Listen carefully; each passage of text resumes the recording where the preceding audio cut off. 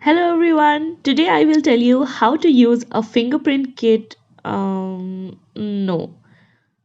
Let's think of something new. Yes. I will teach you how to make a DIY fingerprint kit at home. Let's go. Let's check out the materials that are required.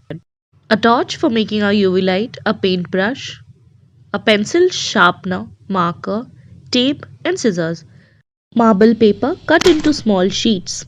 Then we will color the outer portion of the torch with the blue marker pen, which is going to convert the white light of the torch into kind of a blue purple light. But this is not exactly what we want. So we will cover our torch with the marble paper. And our UV light is ready. Now we will take a pencil and sharpen it and collect all the graphite that falls off. This is going to be the fingerprint powder that we will dust on our evidence. We have to crumble all the big graphite chunks into very fine powder, just like dust. And our fingerprint powder is ready. Now let's create a crime scene of our own and use our kit. This box is going to be our evidence. As you can see, I am moving my finger all over the box so that my fingerprint comes over it.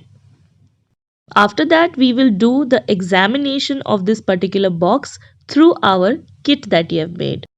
Wearing gloves is very important so that we don't transfer our fingerprints onto the evidence. It can lead to tampering of the evidence. With the help of the UV light, we will check exactly where our fingerprints are formed. After we have located where the fingerprints are formed, we are going to dust some powder over it. When the powder will stick to the fingerprint, we will be able to see very clear prints over that box.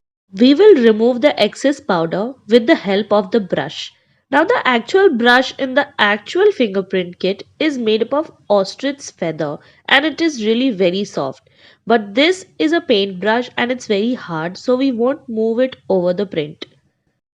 As you can see, we have exactly clear images of the print. Now we are going to lift it up with the sellotape. Very carefully, we have to put the sellotape over the print and lift it up without tampering it.